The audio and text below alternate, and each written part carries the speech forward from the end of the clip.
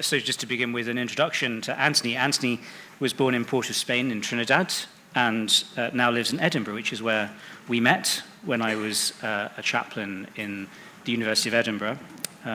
Anthony studied at Christ Church College in Oxford and completed a doctorate in Old Norse and translation. And Anthony has published a number of collections of poetry and received a number of prizes, including the Ford Prize for Best Collection in 2016, the Judith E. Wilson Poetry Fellowship in 2014, and now the Windham Campbell Prize. And I think we're both very grateful for the extraordinary generosity of the prize and the fact that it's giving us the opportunity to talk about poetry and theology for a whole hour. Anthony is a Fellow of the Royal Society of Literature, Professor and Writer in Residence at the University of York, and also a key organizer of a small group of poets who meet in our priory in the Dominican Priory in Cambridge, which is where I now reside and how I keep seeing Anthony. So I think a good place to start might well be, and you've been quite vocal in your acceptance video about the importance of Dominican life and your faith in your poetry. And so maybe if we begin by just having a bit of a conversation about that, well, what the Dominican life brings to you, why it's important to you. Thank you so much, Father Albert, and thank you, everyone. It's really a pleasure and a privilege to be here in Yale at this moment in time. And I would like to say about Dominican life, I'll give you the actual way that it started.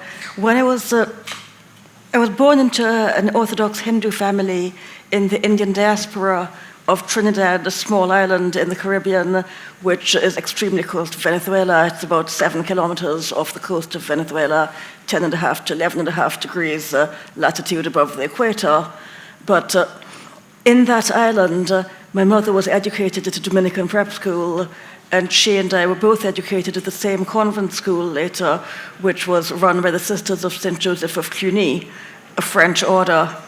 So my cultural world was steeped in various religions, various sets of imagery, various approaches to the creative expression of the inner self, and also a belief that there were certain things that were beyond expression, and also a belief that individualism was not even interesting, that there's a bigger conversation to be had. And as you were saying, I think, to me earlier this morning, Father Albert, when we were chatting, you're talking about your own vocation as a friar in the order and the continuation, becoming part of a long tradition of conversation. So when I was doing medieval studies at Oxford, I came across the figure of St. Catherine of Siena, who was obviously a very vocal person. She was a female-identified person in the 14th century during a time of plague, who managed to address questions both of politics and faith in the street and elsewhere, and also retreated to contemplate to the interiority of her domestic environment. And I remember thinking that I could imagine seeing her, seeing these very sharp eyes, and I felt like I had an appointment with this person, but not yet. So when I eventually realized that I wanted to be baptized into the Roman Catholic Church, which is a whole other long story not relevant to Silence and Faith and Poetry quite as immediately, I ran after Dominicans, and I clung to any Dominicans I could find, and I stayed with them, and I held on to them until they were forced to accept me as a lay Dominican. It's a great honor to have you as a lay Dominican. What about the order? What about the kind of particular spirituality, I suppose, of our way of life really appeals to you? I'll give 3 things because I love giving lists that people can count off, and also because otherwise I might tell you 5 or 7 or 10 or 11 things, or even worse, nothing at all, and just hum at you like an alpaca. So one of the things of the mottos of the order, one of the mottos is veritas, which means truth, and coming from the Cambridge avant-garde poetry scene, which was very much about the fracturing of the pronoun I and the collaging and the irony to be found in the recycling of materials of disaster capitalism, then I I thought that a motto like Veritas was incredibly important to hold to find an interior integrity for creative expression, but also to be listening at the best intention to the people around me in the world and the texts I might encounter. There are other mottos, like the one on contemplation, that maybe we'll come to. Then the second reason is that there was it's a mendicant order, so I can have things, but Father Albert, you can't have things. I can't have things, no. You can't have a bank account, No. you can't have a car, No. I can't even give you a plushie or something. No. It's very terrible. And the contents of the fridge depend on what's been donated to... Ish, yes. Ish. I've looked in that fridge.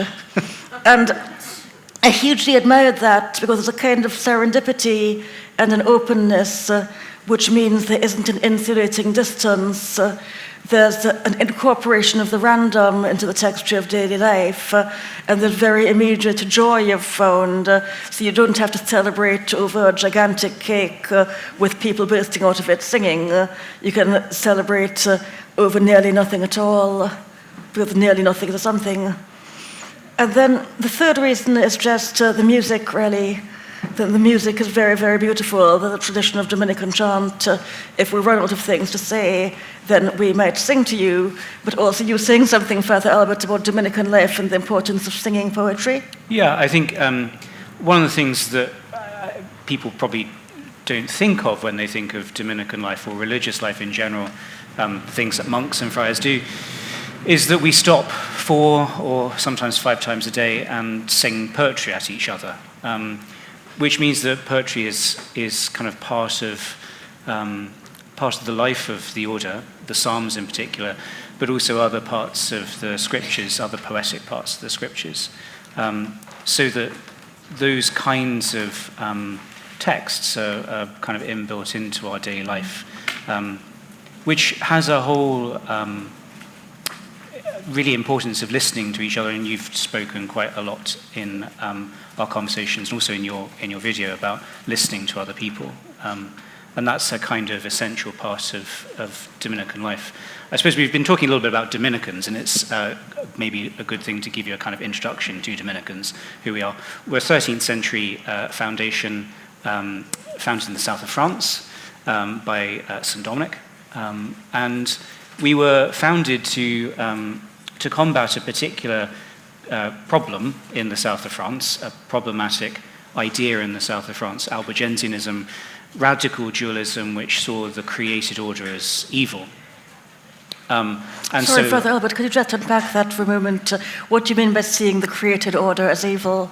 So Albigensians are very radical dualists. They see the created order as something evil created by a demigod, and so they didn't like the sacraments, they didn't like marriage, they didn't like anything to do with physical material, which meant that they refused to participate in the sacramental life of the church, and their highest form of ascetical activity was self-starvation, and the order, one of our tasks really was to combat this idea, to affirm the beauty of creation, the goodness of God, the goodness of creation, the goodness of the sacraments, and the fact that God comes to us through the medium of the material world to impart grace to us.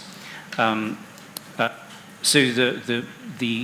I think a very important thing for Dominican life is this affirmation of the goodness of creation, the integrity of creation, the intelligibility of the created order, which leads us to God, which is something you can see very much in your poetry, that affirmation of the goodness of creation. Yeah. Yes, I often think that the other side of lament is praise, and that's an incredibly important genre to keep an eye on as a poet, or an ear out for, or a daily practice attuned to. I also don't have an app that will open the poem that you sent me, Father Albert. Oh, so okay. If you can, that is an unwanted form of silence in this conversation of poetry and faith. So if you could possibly open it on your own phone, I think this might be a good moment to read one. Okay. Could you just remind me of the etymology of the word psalm, please? I'm not sure I can. Oh, Can dear. you remind me of the Can etymology anyone in of the word audience psalm? remind us of the etymology of the word psalm? I know there's at least one person who can, possibly two. Well, you would have to look it up for yourselves. But the interesting thing, when or if you look it up, is to compare it to the word sonnet, because the sonnet is usually cited, if you're doing creative writing class, as an example of that which is sounded or sung. And something I'm very interested in is sonic environments, but also the embodied expression of a voice. So even in silence, what is the sort of bodily posture or the internal posture of listening or expression in which we consciously or unconsciously arrange ourselves. And one of the things I loved about St. Dominic was that he had 9 ways of prayer, which included throwing yourself on the ground. There we go. Thank you. Which one am I doing?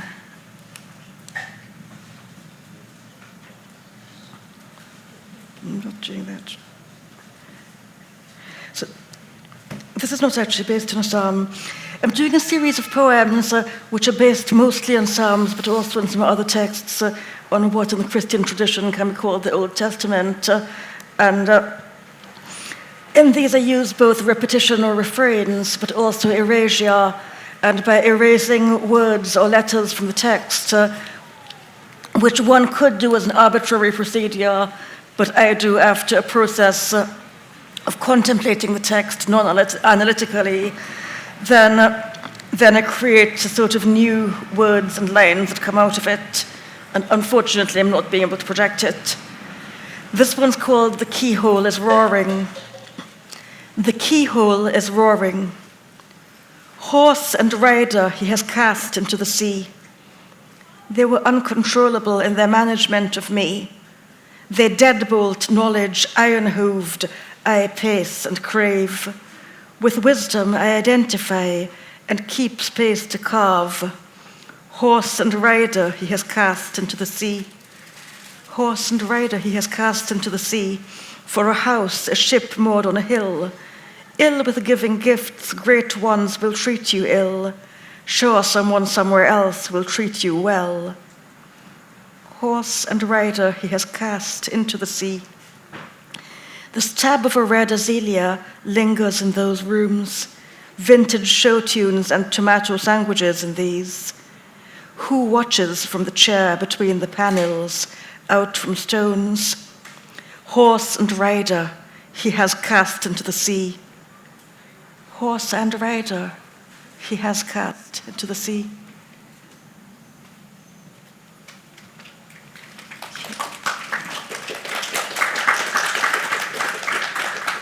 Could I do the one about alpacas as well? You can do the one on alpacas, yeah. Okay, and then we'll go back to the serious discussion. My head is slightly ziggy-zaggy, as yours might or mightn't be, because there were about 20 wonderful events, all of which are free. And this one, I will give the whole Dominican thing. I had a very terrible brainwave this morning, and I should silence it. But one of my attitudes to poetry, faith, and silence is to rush in where angels fear to tread. So it's sometimes when I ought to be silent, I take an internal prompting to utter foolishness. And when San Domingo de Guzman, which is St. Dominic's proper name, was going to be born, his mother, the Blessed Juana, allegedly had a dream in which she saw herself giving birth to a dog that had a torch in its mouth, a flaming torch, and this dog was going to set the world on fire. And this is why, if you look at many artworks which seem to show little black and white dogs randomly, those may or may not actually be the silent presence of our entire order, if you take a citational view. And I was thinking about the plenitude of creatureliness and how dogs wouldn't have access to human language. And then I was also thinking of the humility in dogs being companion animals with hearts of love and service. And then if a dog is carrying a torch of fire, the dog isn't interposing its own interpretations. It's purely carrying the power of tongues and the spirit. And I write a lot about animals, and here is one where poetry, faith, silence, and silliness intersect. It's called Alpaca Superpowers. Alpacas are among my favorite animals. Ask me about them later. There's a superstition in the UK that on Christmas Eve, the 24th of December at midnight, animals acquire the power to speak in human language. And in my poem, the alpacas acquire the power, but they are so full of the plenitude of experience they prefer to stay silent even though they can speak. The gift of speech descends on creatures, expecting word nests, dancing word tufts, at midnight in the place of straw, hour some humans luck into sleep, night noon, cold, praise snoods, thorn caught, protest snuffling, already in beasts wool-intentioned wordlessness, in between field and bound.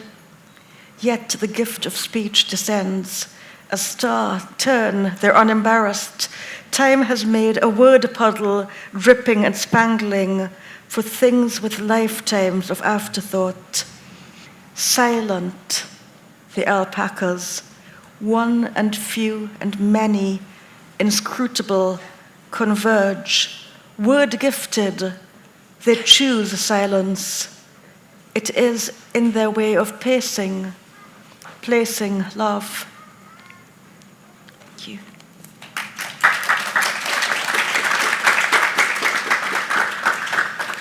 We've spoken a little bit about some of those texts you've done on the Psalms and that one from Exodus. And it echoes a little bit of the experience, I think, of the religious life where we spend our time with a lot of texts. We read a lot of the scriptures in the liturgy and sing a lot of the Psalms during the day. And those texts, it actually quite brilliantly captures the way in which the text that we sing, the text that we are attentive to during the day, kind of echo throughout the day. And that's an important part of the listening which you've spoken about so much, particularly in your acceptance video. Maybe you could just talk a little bit about that process of listening, the soundscapes that you encounter, why that's so much of an important thing in your work. There's so many ways I could answer that, and one way is just to get very autobiographical and say that when I grew up in Trinidad, there was a plurilingual soundscape. So my mother was reciting poems in French as well as English. My father chanted Sanskrit epic, and then obviously there were voices speaking dialects, which often had as their base languages or languages of reference Spanish, Portuguese, French, but also possibly Yiddish, Yoruba, Arabic, the Hindustani, Bhojpuri. There's great linguistic richness moving in the environment around me. And in terms of poetry, faith, and silence, most people were not secular. Many people had one religion. Many people believed you could have several religions and live them at the same time. So when you met anyone, generally somebody would be feasting, somebody would be fasting. You'd have to be necessarily syncretic. I remember when my father died, we had the full Vedic funeral for him, which meant that for several nights people came and recited Sanskrit prayers in our house. But our house was considered ritually impure because of death. So we couldn't offer people food from it. But we had Muslim friends who were fasting, and they said, we will come and break our fast with you, and we'll bring the food, and we'll join in your mourning, but we'll break our fast. That's a very typically Trinidadian thing. And there's a kind of great silence there, because there's a silence, a refusal to theorize the fact of human meeting. And there's a kind of faith in that, and that there's a faith in the possibility of encounter. And this, for me, is very, very important because listening is one aspect of true encounter. And how this relates to poetry, it relates to editing, really, and also to cultures of reviewing and the idea of aesthetic standards. Because, again, I'll get quite biographical about this because I don't want to say political and prescriptive things. When I was an undergraduate at Oxford, I used to read little poems at the TLS, and with the characteristic arrogance and anger of youth, I would exclaim against them, snare, shout, rip them up, ball up the magazine and throw it across the room.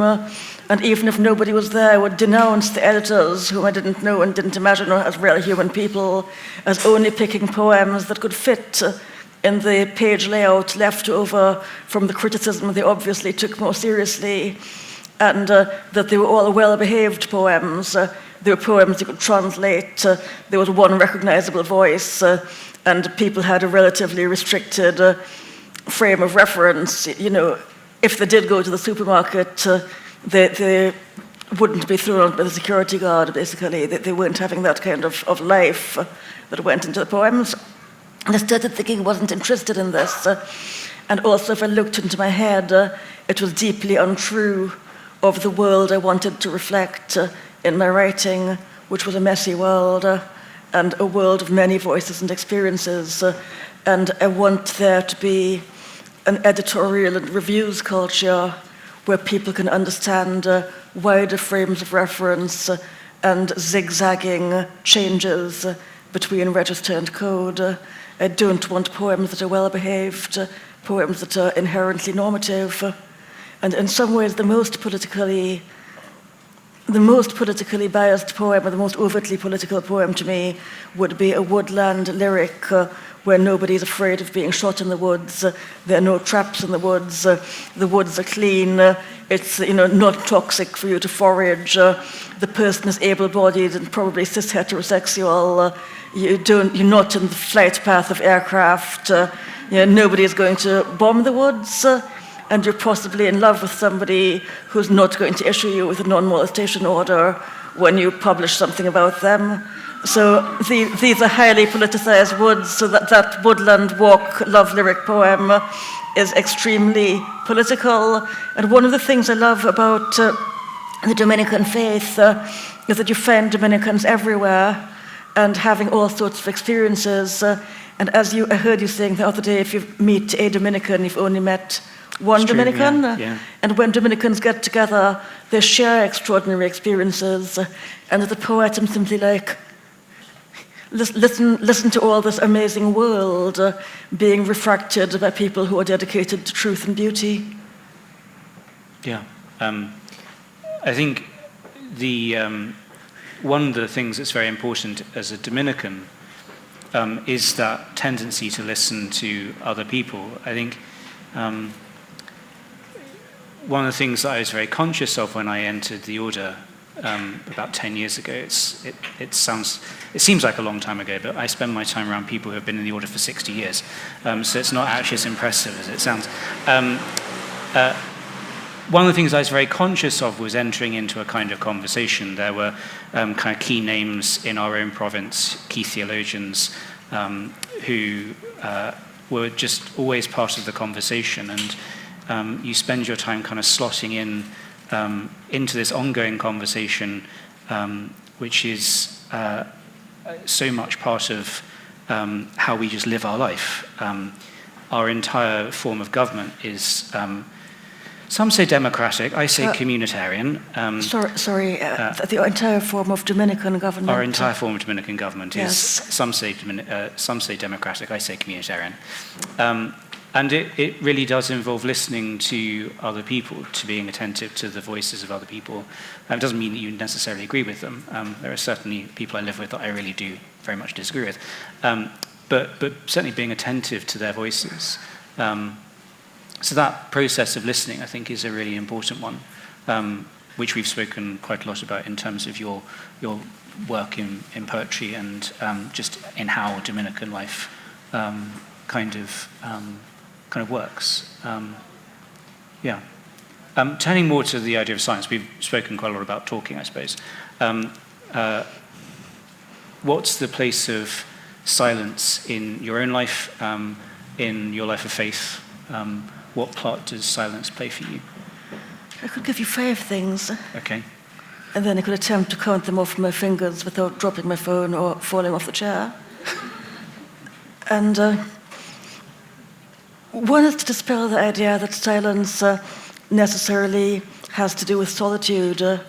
People tend to associate silence with solitude, or the absence of sound, or with retreat. So I would like, first of all, to say that silence has never been that sort of thing for me, partly because I was trained as a musician very early, that silence would be something you could count, something in which to begin, something in which a resonance or reverberation continues, so that there is always an implication of continuity in silence. A second point to make about silence is that I want to distance myself from the idea of negative silencing and the idea of silencing erasure, that which you can't speak because you're afraid or you're censored or there are words you can't think about. I mean, effectively, if people tell you that you mustn't say something because you'll be deported or whatever, then perhaps either you become unable to utter the word or you start saying it in all sorts of areas where you shouldn't say it. I won't quote a comedy sketch. I will give you the example of Shash Trevet, S-H-A-S-H, Trevet, T-R-E-V-E-T-T, who is a Sri Lankan origin poet who worked originally in Tamil, a language which was made illegal at one point in the 20th century, though it's no longer illegal. She fled, content warning, I'm probably going to say violent things. I'm likely not going to say sexual things, but I will say a lot of violent things. And there have been various terrible episodes of violence in Sri Lanka, many of which may have been among lines such as Tamil versus Sinhala. And Shash Trevet fled as quite a young child with her family from a Tamil-speaking background. And the trauma of war has been so excessive in her own life that although she translates from Tamil and was one of the chief translators in the Out of Sri Lanka anthology co-edited with Seni Viratne and Vidyan Ravintiran, who was a professor here in the US at Harvard, that Shash herself cannot physically bring herself to utter any word of Tamil aloud. So this is the kind of negative silencing at this point too. I've got three more that I'll go into. So once if you consider the page or the digital space, the visual appearance of text like this. Okay, if you look at the visual appearance of text like this, you see these are punctuation marks, and these include an ellipsis. So the ellipsis suggests something continuing, but also something left out. So in a way, this is a visual representation of both absence and continuity. It's a visual representation of silence. But also, if you read this page, how do your eyes move? If you are accustomed to right-to-left language, such as Arabic or Hebrew, do your eyes move like this? I'm told by people in advertising that you have to think about this sort of thing. I don't really know people in advertising. If you turn from left to right, do you read like this? Vertical language, or do you read it as if it were a picture?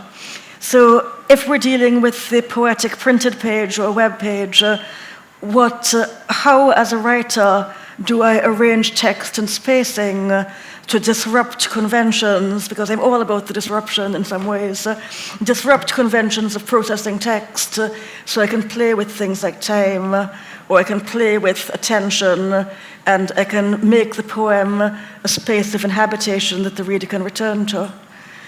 So then the fourth point, which is the penultimate point in this set of silence points, is, well, listen, we've got some surround sound. Father Albert, would you like to say a quick silent prayer? Because as a Dominican, I will stop everything.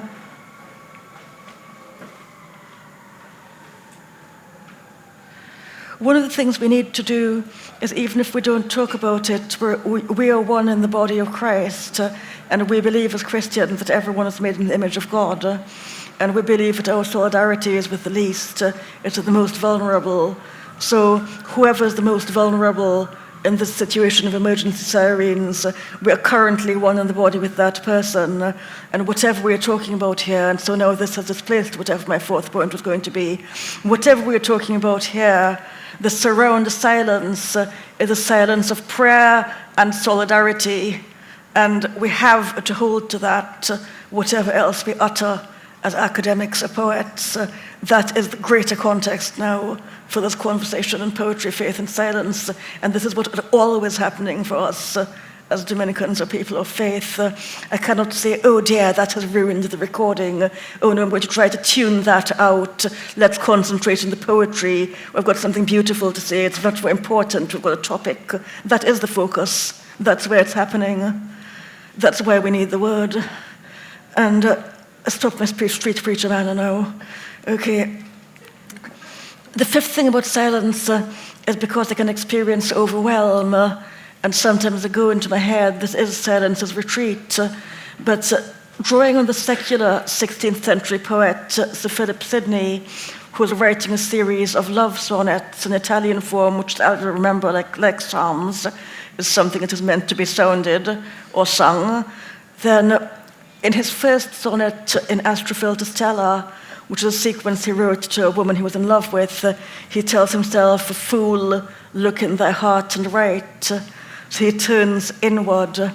And I was asking you this morning, as I do, the kind of thing I ask a fellow Dominican over breakfast, what do you think of St. Augustine saying God speaks in the great silence of the heart? So now I'm handing over to you again, Father Albert. Yeah. Okay. The idea of silence as a kind of place of possibility is essential to our life, I suppose. Our constitutions, which are the rules that we live our life by, describe silence as the guardian of all observance. So all of the religious observances we do during the day, be that the formal offices that we pray, a mass and things like that, or our life of study, which is central to the life of the order. All of that is governed and ordered by study. And I think that the point of silence is not about isolation. It's to provide the context in which community life happens, for us at least. I think a lot of people find one of the kind of things people find difficult when they first enter is silence, and it can be quite oppressive.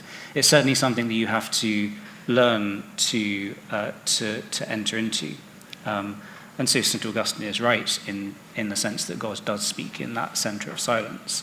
But getting to that centre of silence can be quite difficult. You asked me earlier about some of the great works of spirituality in the Catholic Church, one of them, the interior castle.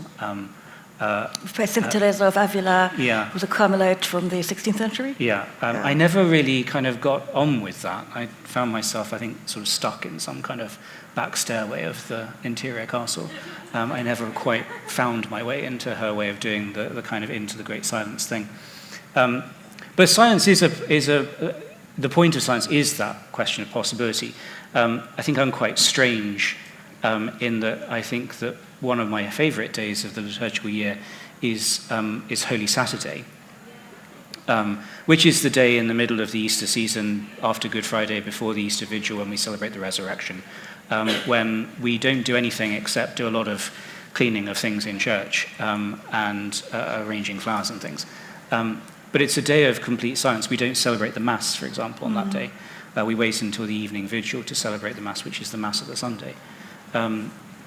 And at the heart of that day, there's a great reading, which if I thought about it, I probably would have printed off. But you can find it quite easily if you open one of the Catholic prayer books for Holy Saturday. It's a homily from an ancient author. That's just how we don't know who it is. It's just somebody who wrote a homily in the early church. And it talks about the way in which a silence has descended over the earth because the Lord of all is sleeping in the tomb. And I think that there's part of one of the reasons why I find Holy Saturday such an important day and a good day is that it kind of encapsulates, I suppose, why silence is so important for faith, why silence is so important for the life of prayer and for study, for everything that's kind of central to the Dominican life and to my own life.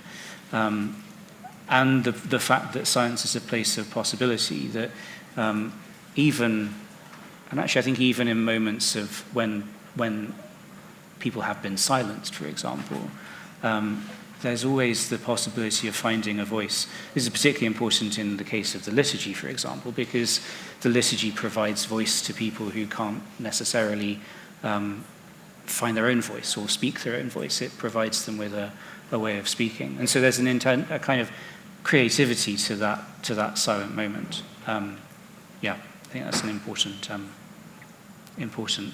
kind of central thing of silence, and St. Augustine saying that we find God in silence. How do you discern what kinds of voices to listen to? How do you what kinds of things do you listen to in order to bring these things into your poetry? That's a really good question, and there's several ways I could answer that as with all these questions. And you used the word discern, and I note that we have a Jesuit in the audience, so I would strongly suggest that you approach him because after the event, because the Jesuit tradition of discernment is a particularly fine and well-developed imaginative tradition, and I was myself trained in it a little bit, and that transformed my poetic practice. And one of the things you can do with that is realize that the words consolation and desolation, which are used sometimes to mean nice things and things that are not very nice, which is the wrong meaning in popular understanding, popular misunderstanding, actually consolation, please correct me if I'm wrong, would be something that leads you closer to what is good and your true purpose, whereas desolation would be even if it feels horrible, whereas desolation would be something that might feel quite nice or okay, but in the end it leads you away. It leads you to that place of privation, dryness, sorrow, untruths, false seemings. And so one of the things I do is I do apply that in daily life a lot, since having done that training. Before that, I mean, in my experience as an immigrant to the UK from Trinidad, I used to think that because I had gone to Oxford, that everybody knew more than me, but that didn't really bother me because I came from a tradition with ancestors, and with my father reciting Sanskrit epics. I was sure, for example, that I had ancestors who knew much, much more from me, and I was very cool with the idea, and I even found it comforting. And you know that they were invisible beings, and then, of course, God all knew more than me. I found this very comforting. And so I began to have terrible fights eventually, as I realized people didn't share my frame of reference, so that I was expected to know everything about their culture, but they didn't know anything about my culture, nor did they were interested in learning, nor did they think it had value. These are gross generalizations. So I actually started lying to people because people would ask me, where are you from? And once I explained to them that I had grown up in a mud hut on the beach, and not that I have anything against mud huts on the beach, but I described something that was geographically impossible. And and they just nodded along. And that was incredibly terrifying. And so I addressed that kind of encounter in my first book. A lot of it is writing and unwriting these conversations and these assumptions. A second way that I listen is, I will just give these two ways, because otherwise I'm talking rather too much. How do I discern voices to listen to? This is going to sound quite peculiar, but I often visualize things in my head anyway, so I often have a sort of 3 or 4D thing going on. And one of the things is if I see text in my head and it seems to light up, I know I'm going to remember it, I must note it down, it's meaningful, this is going to happen. And so I've learned to keep a kind of observant watch in my own head, like where has something suddenly lit up? Why is something presenting itself to me as significant? And then I take that away and I note it down, I reflect on it intellectually, or I pray with it, or I just look at it like an alpaca or whatever. But it's that moment of inexplicable lighting up, And I think the willingness to sit with the inexplicable and then allow it to be generative is something I do more easily than if I weren't a poet of faith. Mm-hmm. Yeah, I think that I suppose I'm not really a theologian yet. I'm just starting out as doing studies and things. But I think that is central to the life of theology. To just spend, obviously, theology is an enterprise in which we're trying to get some grasp on something ungraspable. The mystery of God is beyond our ability to comprehend and to grasp it. And sitting with that, the wonder, I suppose, of things, of particular questions, is something I think which is common to poetry and to theology, and one of the ways in which the two overlap. The question of the relationship, I suppose, between poetry and theology is probably too much for us to deal with in sort of the time left, but could be something we could think about maybe in some questions. But and it's certainly something that I've done some work with a French poet, Raïs Maritain, who's the wife of a Catholic philosopher, 20th century philosopher, Jacques Maritain. They very much saw these two things as very different. Philosophy and theology. Theology and poetry have two very different objects. One is an artistic production. The other has the object of God. But I think there are moments, probably more so than they admit of, where the two overlap. I think, and the things very interesting about a Dominican way of doing theology, our great theologian is St. Thomas Aquinas, a great theologian in the church, great theologian in the order. And he has a phrase which he thinks is from St. Ambrose. We now know it's from a pseudo-Ambrose, somebody called Ambrosiaster. But the phrase is, every truth which is spoken by the Holy Spirit. And that doesn't matter particularly where we find it. If it's a truth, it comes from the Holy Spirit, comes from God. And his way of doing theology was one, I suppose, of great adventure in some sense. He was a great synthesizer of Aristotelian Platonic philosophy with Christian theology. He paid attention to Jewish and to Arabic commentators on the work of Aristotle. For him, the theologian, the apostle is St. Paul, the philosopher is Aristotle, and the commentator is Avicenna, Ibn Sina, the Islamic commenter on Aristotle. And so I think that kind of attentiveness to where we can find things that are true is one of those moments where poetry and theology can really find some kind of common ground and commonality, both, I suppose, in its technique and in some of its practice. Yeah. What I very much enjoyed in the very few poems of Raïs Maritain, which I started reading mostly thanks to you, and I do wish that do you have time to read a really short one by her? I don't think I do. I don't actually have any on my... Oh, well, I look forward to your translation of them when you eventually do the translation and translation finds a home. That's something we're actively looking forward to. But in the few of the poems by Raïs Maritain, Maritain, which I read, which are the 2 or 3 you can get online, then I was very taken by the sort of ecstasy and the intensity of them, and her access to realms of experience, such as suffering and the contemplation of suffering, which many people shy away from. But I think that there can be a self-silencing among secular contemporary poets who are embarrassed. They can be embarrassed that they're too personal, or they're not personal enough, or they're personal in the wrong way. And what interests me in a poet like Raïs, I read 3 poems. What interests me, massive generalization, sitting next to a comparative expert, is that there's a beyondness again.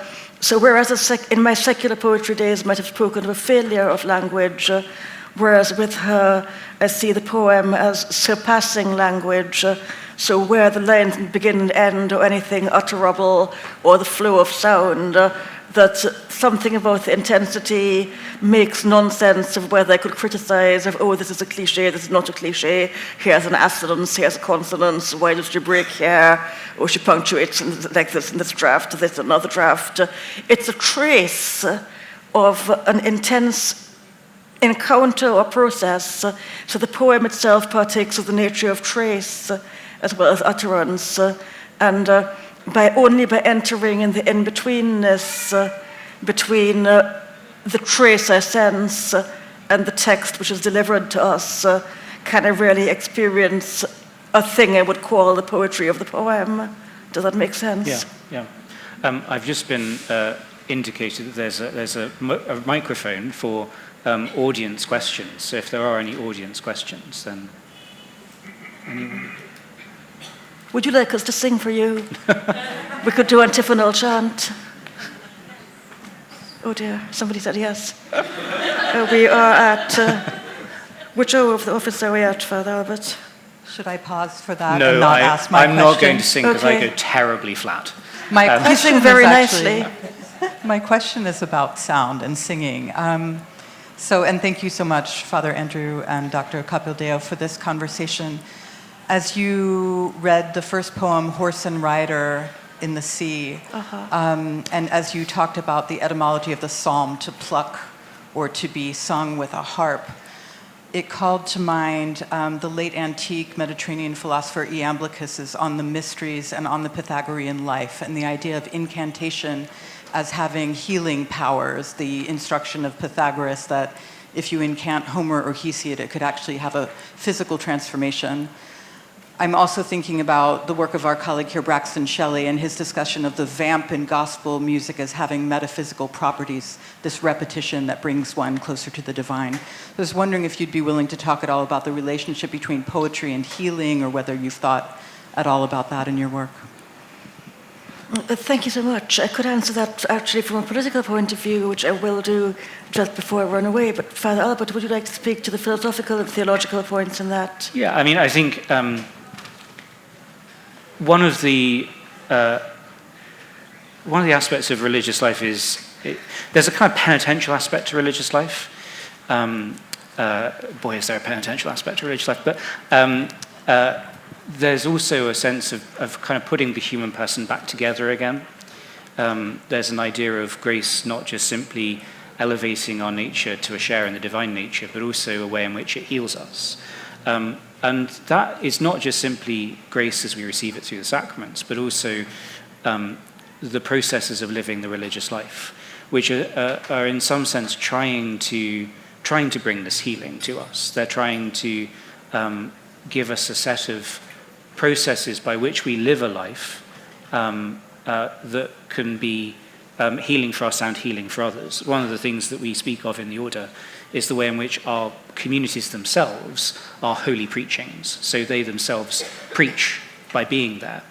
And one of the things that's very characteristic, I think, of Dominican saints, when we think of the kind of important people in the life of the Order, the holy people in the life of the Order, they all kind of acquired people that were sort of adjacent to their priories. The priories always have a kind of network, which is certainly lay Dominicans, but also other people from around the kind of the place where that process of healing can happen. And one of the most interesting things is actually the kinds of people that come to share in the divine office with us, who come to morning and evening prayer.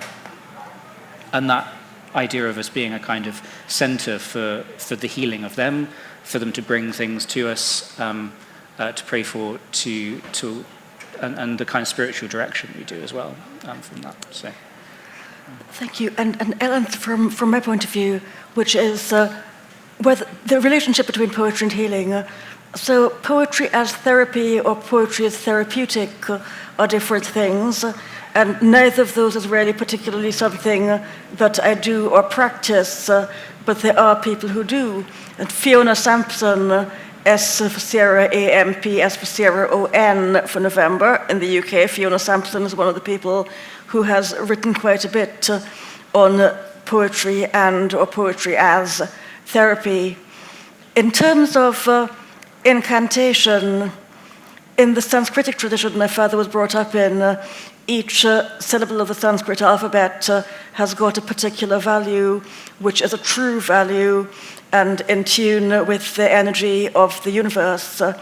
And if a Sanskrit mantra is uttered correctly, regardless of the intention of the utterer, it has a physical and invisible effect. So it's got a complete effect. It alters the nature of the universe. But I would consider that, as a Roman Catholic, I would consider that as a form of magic, an attempt to exert power, and as an attempt possibly to interfere in the operations of divine grace, or to attune yourself to powers that are bigger than or different from you. A second thing is, I would say that poetry, as it relates to sound, poetry as it relates to sound, it's just a we are resonating instruments, we're embodied, we're also instruments we're creatures that are made with a skin over us as well. And there's again a very terrifying example of language in terms of incantation or enchantment, when in Skirnismal, the Norse poem, the sun god's messenger, whose name translates to sunbeam, scores runes onto the skin of the beautiful giantess whom the god wants to marry. He scores runes on her skin because the runes have effective power, and when he embodies the effective power of language painfully upon her, she'll be provoked to turn to the god as her lover. So again, this is quite a sort of amoral or immoral exertion of language power rather than language healing. And I would say that at a political level, when I, for example, as an individual, I chose to go on my own, alone, without consulting my religious order or any of my friends, to a ceasefire street protest. I met some friends in the street, one of whom is Jewish, and one of whom was an atheist socialist. And my Jewish friend and I both immediately started talking about prayers for the dead. And how often do you prayers for the dead, and have you done your prayers for the dead yet? And which dead are you remembering? And our socialist atheist friend's jaw was dropping. And they said, nobody talks like this. Nobody talks like this. We don't hear anybody talking like this.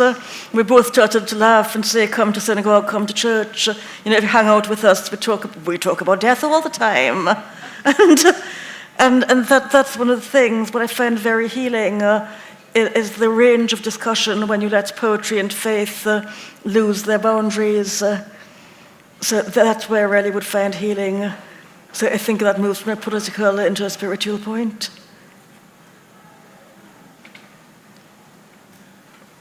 Are there any other questions or comments? Yeah. Would anybody like to share a poem? My perception has always been that academia eschews faith and looks down on the old-fashioned idea of being faithful, and that believing in God somehow diminishes someone's perceived intellect. And I realize there's some irony to saying that when we're sitting here in the lap of academia and you're being honored. However, I do wonder if that's something that you have that enters into your equation at all.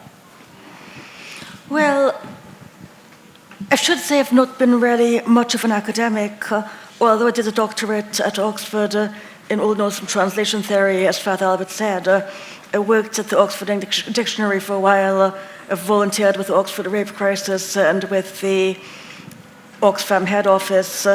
And often when I've been in academia, it's been as a creative arts fellow, as a practitioner. And secondly, in terms of the conversations I was telling you about, where I become annoyed with or even angry with people because of lack of common ground and an assumption of common ground that then results in leveling or in the negative kind of silence. But personally, as a Caribbean person or as an Indian diaspora person or whatever, I've always found lots of people having various types of faith and religion very present in the academy and very present in academic discourse. And this is even before you question whether certain forms of allegedly secular discourse are in fact forms of idolatry or religion in themselves. How many people are worshipping Mammon, But sorry, Father Albert, I better hand it over to you at that point. So as a university chaplain, can you speak to this question of whether faith is or isn't present and how that might intertwine with academic and creative life? You were at the University of Cambridge in the UK. Yeah, I mean, I think you can sometimes, we have this institution in Oxford and Cambridge of having dinner and in college, and there being a high table for all the fellows and the important academic staff of the college. And you sometimes get, often if you're invited to preach at evensong in the college, you go along for dinner afterwards. And you can sometimes get some quite hostile people. I'm kind of used to hostile responses when I dress the way I do. And you do get some hostile responses, but actually, I don't know whether it's because things are changing a little bit in the UK, or whether it's maybe just a slightly more gentle culture, but it's not as antagonistic, I don't think. There is much more of a kind of openness to, and it might also just simply be because of the kinds of institution that I'm in, where every college has a chapel, has a chaplain, has evensong, where faith is much more present, I suppose. But it's not I don't think it's as antagonistic as it can be in other places. Anyone else? I have something else to say about the question of healing and good. poetry. So Rice Samaritan, who I've been talking about, it's a very interesting relationship between her prayer journal, which she kept intermittently throughout her life, and her practice of poetry. And at the times, she was a convert from Judaism, and so the experiences of the 1930s and 40s, her exile in the US with her husband and her sister was a really painful experience for her, and she experienced the Holocaust as a kind of, something that really went to her very being. And when she couldn't put things into words in her prayer journals, that's the moment when the poetry took over. So there's a very interesting relationship, I think, between, for her particularly, between the way, how she could put these feelings into some kind of written account, which for her, I think, in those moments of darkest period, were actually poetry. I'm incredibly glad to return to that, because you reminded me of something else I had wanted to say, but I didn't want to talk too long in terms of the question around poetry and healing. I've been experiencing extraordinary cognitive dissonance because, as we know, every so often a terrible event happens after which everything seems to be shattered, a heap of broken images, like the First World War, and we see the reflections of T.S. Eliot and other modernist poets, whether of faith or not of faith, or as you say, after the Shoah, where certain things are unutterable or not to be uttered. And as somebody in Edinburgh, which is a beautiful medieval city of culture and has many festivals, I had been experiencing cognitive dissonance because I was walking around these festivals happening in beautiful velvet tents with mirrors, and at the same time I was aware of all the people who couldn't be there, either because they were dead or they couldn't get a visa, or for whatever reason they were simply not there.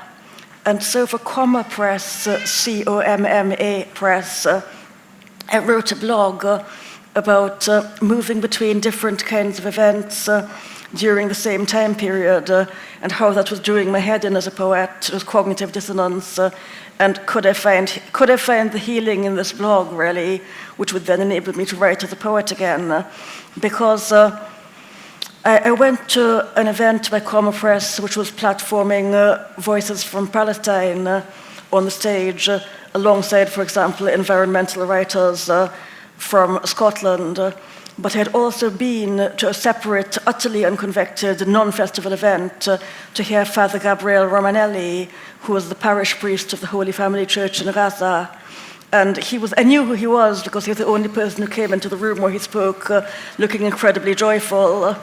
And everybody else was being very, we are here to talk about terrible things. And people asked him, why do you seem so joyful? How can it be true that you're walking in like this? And he said, for two reasons. This is, what I understood him to say. He said more and more complex things. This is my takeaway. So I must apologize to him in his absence for whatever I have silenced or misrepresented. One is that as a Roman Catholic, he feels himself one in the body of Christ when he celebrates the Eucharist, when he partakes of the sacrifice of the body and blood of the God who chose to die for us all, that then he truly feels himself one in the body with the church spread throughout the world. The second thing he said was that he had been appealing with his people for our prayers for so long, and eventually he realized that our prayers and solidarity were seldom forthcoming, but they were living in charity and joy, Christians of all denominations, Muslims, whoever else needed to shelter, and they were seeing each other exercising charity, which means love, the movement of the heart, the consoling movement towards each other. So people might be dying under the rubble, but their souls were not under the rubble, and they were praying for us because they saw us standing up, walking around in freedom, but with our souls under the rubble. And I don't know, I'm not saying you have to agree with or believe in anything that either of us has said, and nothing I say is representative of the Dominican order.